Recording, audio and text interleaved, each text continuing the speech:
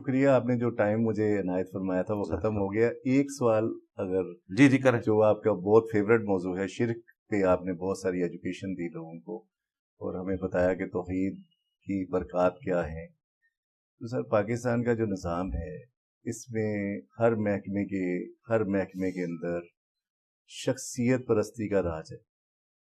یہ شرک کی کون سی قسم ہے؟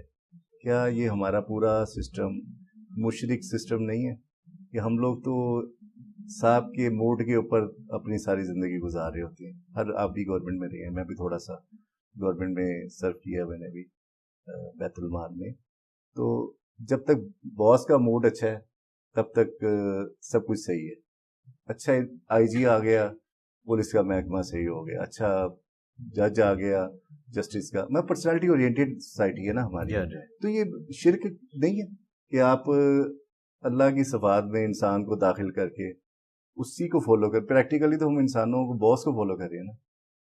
اگر کوئی اچھائی کی طرف بلاتا ہے باس تو اس کو فالو کرنا تو کوئی غلط نہیں ہے، غلط کاموں میں فالو نہ کیا جائے. جی مطلب رولز کو وائلیٹ کرتے ہوئے، یعنی رولز پہ تو ہر شخص برابر ہے نا، لیکن یہاں پہ شخصیت پرستی کا نظام ہے. تو یہ مشرک سوسائٹی نہیں ہے ہماری. جو نیگیٹو چیزیں ہیں ان میں کسی شخصیت کو فالو کرنا جی سر وہ تو ظاہر غلط ہے. اگر پازیٹیو چیز ہے وہ تو قرآن میں ہے کہ پازیٹیو چیز کو آپ نے فالو کرنا ہے. وَتَعَاوَنُوا عَلَى الْبِرِّ وَالتَّقْوَى وَلَا تَعَاوَنُوا عَلَى الْإِثْمِ وَالْعُدْوَانِ. نیکی اور پرہیزگاری کے کاموں میں ایک دوسرے کی مدد کرو اور برائی میں نہ کرو.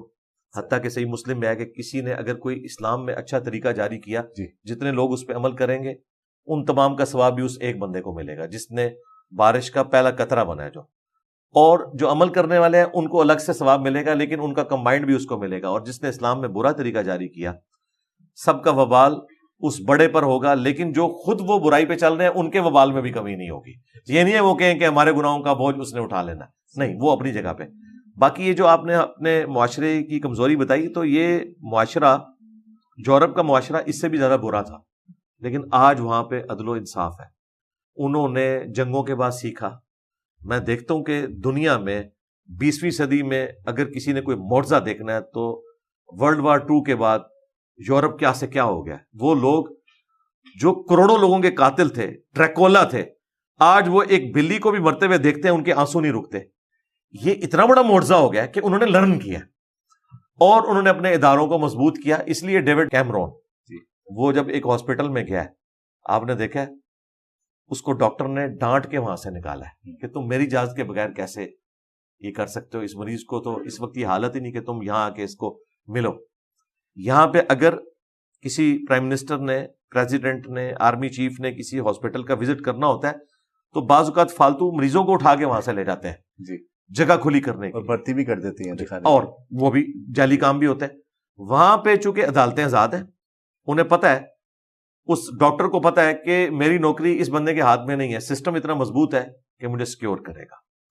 ہم اس چیز کو تو ضرور بلیم کرتے ہیں کہ لوگ برائی کو فالو کر رہے ہیں، لیکن یہ نہیں دیکھتے کہ ہم نے یہ سسٹم کیسا دیا ہے. اگر کوئی شخص اچھائی کے لیے کھڑا بھی ہو تو at the end of the day وہ بھوکا ہی مرے گا سر. ٹھیک ہے، اس کو آپ بھوکے رہنے کے فضائل تو نہیں سنا سکتے. پھر وہ ان آیات اور احادیث سے سہارا لے گا جہاں انڈر پروٹیسٹ آپ برائی کو دل میں برا جانتے ہوئے اس وقت کر گزرے صرف اپنی جان کو بچانے کے لیے، وہ ان آیات اور احادیث سے سہارا لے گا اور جسٹیفائی بھی ہوگا کئی جگہ کے اوپر. اس لیے بہتر یہ کہ ہمیں نظام کو بدلنے کی ضرورت ہے.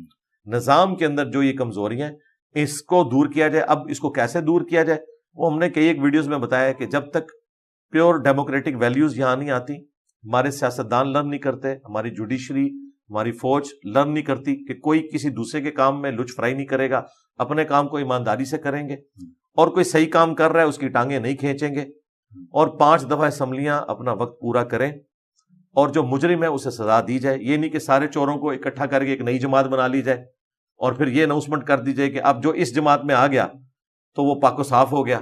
ٹھیک ہے، پھر وہ جماعت جب خلاف ہو جائے اسٹیبلشمنٹ کے، پھر ایک اور جماعت کھڑی کر لی جائے اور کہا جائے کہ جو اس میں آ گیا وہ پاک و صاف ہو گیا. یہ جو تماشا لگا ہوا ہے، اور اس میں کسی ایک ادارے کو مجرم نہیں سمجھتا. سب سے بڑا اس میں جو آپ 50% جرم کسی ایک ادارے پہ ڈال سکتے ہیں وہ اسٹیبلشمنٹ ہے، لیکن باقی لوگ بھی کم نہیں، خواہ پولیٹیشنز ہوں، جوڈیشری ہوں، ہماری بیوروکریسی ہو، ان سب لوگوں نے اپنا اپنا حصہ اس میں ڈالا ہے. سب کے سب مجرم ہے اور عوام بھی مجرم ہے. سیدھی سی بات ہے. عوام اپنے جہاں اس کو کوئی اس حوالے سے موقع آتا ہے کہ وہ کسی کو فیسیلیٹیٹ کر سکتے ہیں تو وہ تو کوئی نہیں کرتے. مثلاً اب بینک کے باہر جو قطار بنی ہوئی ہے یہ آرمی چیف نے تو نہیں بنوانی, نہ چیف جسٹس نے بنوانی ہے. اس میں جب ایک دوسرے کو لوگ پیچھے کرتے ہیں تو وہ تو خود کر رہے ہیں نا, تو عوام بھی تو عوام کو کاٹ رہی ہے نا. تو ہر کوئی دوسرے کا ساتھ زیادتی کر رہا ہے. اللہ کرے کوئی بہتری والا معاملہ ہو جائے. اور فرقوں کی دکانیں جب بند ہو جائیں گی تو جو نیا نظام ہوگا بغیر فرقوں والا وہ کس طرح کی دنیا ہوگی؟ جس طرح یورپ اور امریکہ میں کوئی فرقہ نہیں, دیکھ لیں سکون سے زندگی گزار رہے ہیں. وہاں کبھی کوئی ممتاز قادری پیدا نہیں ہوا. ہاں, وہاں کوئی غازی علم الدین پیدا نہیں ہوتا. کیوں؟ وہاں پہ مسلمان نہیں رہ رہے, اس لیے کہ انہیں پتا ہے کہ ہمارے مزار نہیں بنیں گے, ہم جیلوں میں جائیں گے. یہ جتنی بدماشیاں ہو رہی ہیں, خواہ کوئی پیر خانہ کر رہا ہے, کوئی مولوی کر رہا ہے, ہمارے ملک میں کر رہا ہے. وہاں تو ان سارے پیروں کے ڈنگ نکلے ہوئے ہیں. وہاں کو یہ قانون توڑ کے بتائے نا, وہاں کسی مرید کو یہ زندہ جلا کے بتائے نا, کسی مرید کے بچے ذبح کر کے بتائیں قانون کی حکمرانی ہے, تو وہ معاشرہ ہوگا. یورپ اور امریکہ میں چند ایک جو فحاشی والا ایلیمنٹ, ایک دو چیزیں اور نکال دیں تو اس پلانٹ ارتھ پہ ایک آئیڈیل معاشرہ ہے. بالکل میں اس کی تصدیق کروں گا. علی بھائی آپ کا بہت مشکور ہوں, آپ نے وقت عنایت فرمایا. Thank you very much. مجھے اجازت دیجیے. ناظرین آپ کا بہت شکریہ. دیکھتے رہیے ڈیلی پاکستان. شیئر کیجیے, لائک کیجیے تاکہ محبتوں کا سلسلہ بڑھتا رہے. آپ کا بہت شکریہ. جزاک اللہ خیر. بہت شکریہ. Thank you.